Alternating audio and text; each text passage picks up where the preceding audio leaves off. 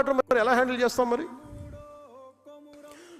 ఒకవైపు ఏమో జ్యుడిషియరీలో ఢిల్లీ హైకోర్టు అయితే నాకు రిమెంబర్, నాకు సరిగా ఎగ్జాక్ట్ డేట్ గుర్తులేదు, కానీ ఒక ఢిల్లీ హైకోర్టు జడ్జి ఒక ఆయన మాట్లాడింది, ఒక రేప్ జరిగితే అంగచ్ఛేదం చేయండి వాడు చేసిన వాడికి, అంత కోపం వచ్చేసింది ఆయనకి. మరి దెబ్బ కూడా కొట్టకూడదు క్రిమినల్ అంటే మరి ఏం చేయాలి? తప్పు చేసిన వాడిని దెబ్బ కూడా కొట్టకూడదు అంటే మనం చేసుకునే క్రిమినాలిటీ ఎక్కడ ఆగుతుంది? నేరాలు ఎక్కడ ఆగుతాయి? ఒక 10 మంది కూర్చొని, ఒక ఫ్యామిలీ ఒక హోటల్కి వెళ్దామో లేదంటే ఒక బీచ్కి వెళ్దామంటే 10 మంది కూర్చొని రౌడీలు ఏడిపిస్తామంటే వాళ్ళు ఎక్కడికి పారిపోతారు? క్రిమినల్స్ వస్తే, పోలీసులు నిలబడకపోతే.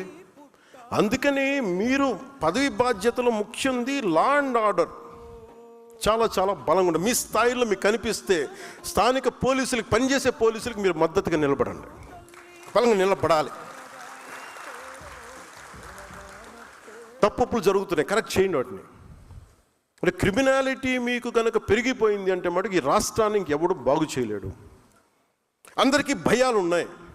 వాళ్ళు ఐఏఎస్లు కావచ్చు, ఐపీఎస్లు కావచ్చు, వాళ్ళందరికీ వ్యవస్థను అందరం చంపేశారు. పొలిటికల్ లీడర్షిప్ మెల్లిగా వ్యవస్థను చంపేస్తుంది.